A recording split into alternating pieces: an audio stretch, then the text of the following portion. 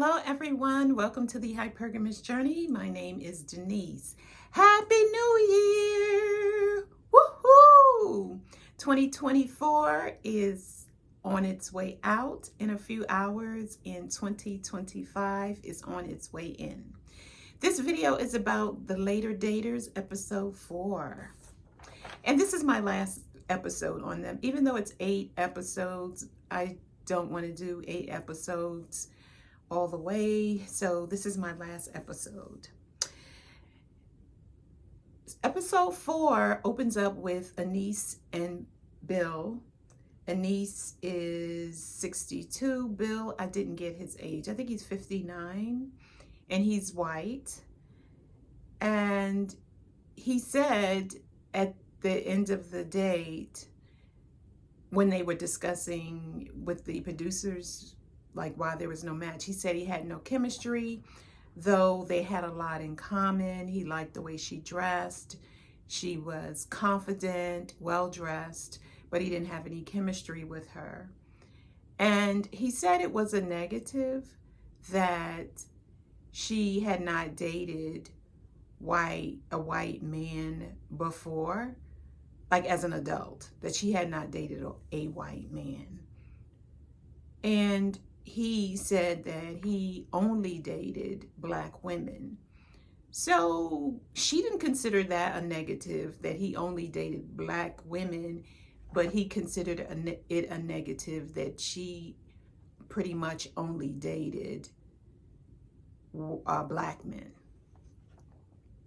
So I thought that was kind of strange why he said, you know, it caused him to pause or have a red flag that she didn't date white men or hadn't dated any white men, but he exclusively dated Black women. So I would raise my eyebrow at that. But we all like what we like, right? So Lori went on a date with, I forgot his name. I didn't write his name down. But Lori went on a date in episode 4 with a gentleman whom she had met before, because his telephone number was in her phone. Remember that? And she kept saying, I remember you. I think I've seen you before. I've seen you. I have seen you. And come to find out he had. And she said that he probably ghosted her if his number was in her phone. And poor fella, Lori interrogated this man. She was asking about if he wanted to get married again. And the producers, the editing made it seem like she was asking question after question after question. How do you behave in relationships? And, oh, you must be really busy. And he said, I'll make time for the woman that I'm interested in. And that was a good answer to me, because everybody makes time for whomever and whatever they want to do. So that was a good answer to that question. But Lori's outfit, this blue satiny shirt dress she had on, it was a mini dress, a short mini dress. So she has the legs to wear minis or short dresses, but the dress made it look like she didn't have a figure, like she was rectangular shaped. And it looked like she was wearing a pillowcase, in my opinion. This is just my opinion. This is for entertainment. So please don't get it, be angry. So she looked like she was wearing a pillowcase. And she looks like she doesn't really have a waist, that she might be rectangular shaped. So she is going to have to create a waist if she goes with that kind of style of dress, something that accentuates a waist, because she doesn't have a waist. So it would probably be something belted, but definitely not a shirt dress. It doesn't look good on her. And she might need a little help with her fashion in terms of making it more feminine and softer. Nate and Lisa. Nate is 56 and Lisa is 56. She was the very shapely, um, light complected woman who looked like she might be mixed or Latina. I thought that she was wearing stuff that was too revealing. Like she had on a bra top that had space going down here, and then her jacket was laced up in the back and had the back open and it was laced up. And she looked a little bit overweight. And I know the camera puts 10 pounds on, so she may in person be smaller, but she looked heavier in the film. So I thought Lisa was an example of mature women overexposing themselves in terms of trying to keep up with the younger women. And you have to be careful with that. Like Anise, she probably could get away with that look better than Lisa, but then Anise would look like she's trying too hard to be youthful. And I felt the same way with Lisa, who is 56, that she was just trying a little too hard. You know, nice cinched, like her back of her jacket would have a full back. And if it wanted to lace up like a corset in the back of the dress, the jacket, that would be fine, because I know she was trying to emphasize her waist. So she has this like a Coke bottle or pear shape. So she has a very small waist, bigger hips and bigger up top. And then she had a bra that had whole, you know, space up in here, like Fredericks of Hollywood or something. Fredericks of Hollywood. That was like an online kind of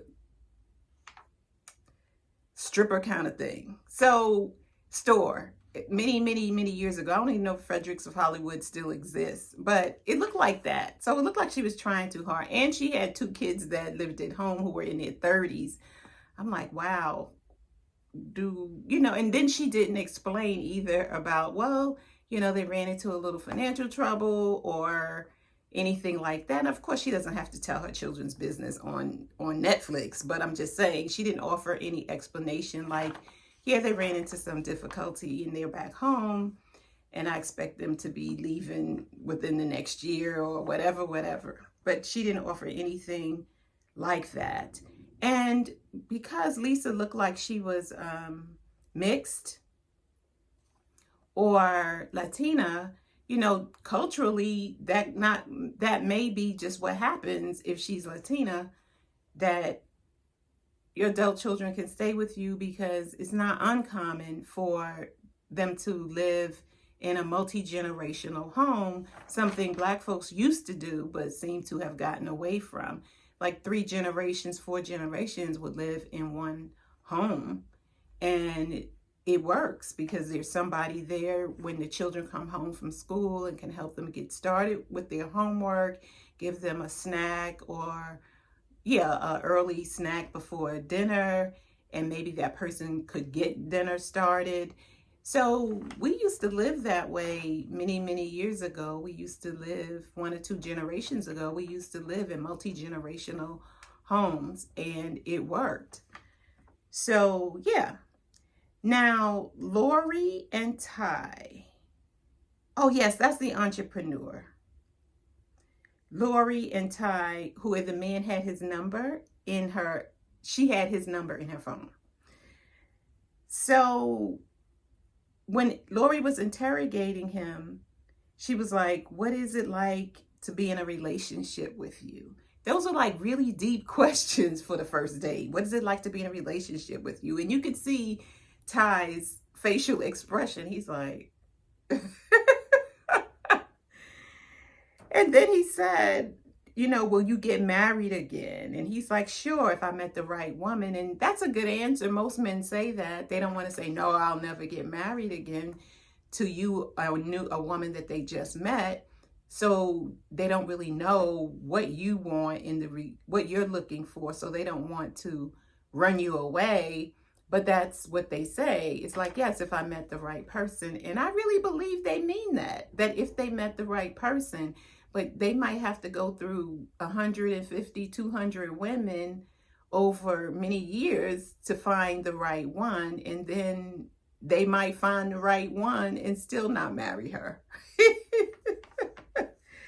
Okay. So Pam, 70, remember she's the one who kissed Frank at the end of the date and caught him totally off guard. Well, Frank went away. I think he had a trip. He took a trip to Texas. And Pam, 70, let her granddaughter convince her to text him, "Are you back in town yet?"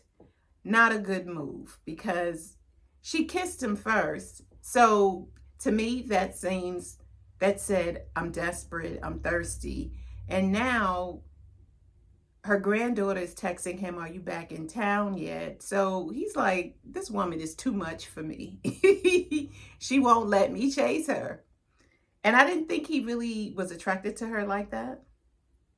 I really didn't. I thought he thought she was nice, but not enough for like to go on a second or third date. But who knows? And then Suzanne and Avery. Suzanne is a lady with the long white hair. And she had the most outgoing personality, and she knew how to flirt. She was very confident, and she had a good time on her dates. She's like, there's no rush for me to make a decision here. I've lost my husband, the love of my life. I've considered him to be my soulmate. So she's not really in a rush to get into anything serious, and she wants to explore her options. So she's light, confident. It seems like she's worked on her triggers and her traumas, and that she feels like she's the prize, or, she's the prize. She feels like she's the prize. So Avery said to her that he was very attracted to her, and then he asked if he was being too forward and if it bothered her.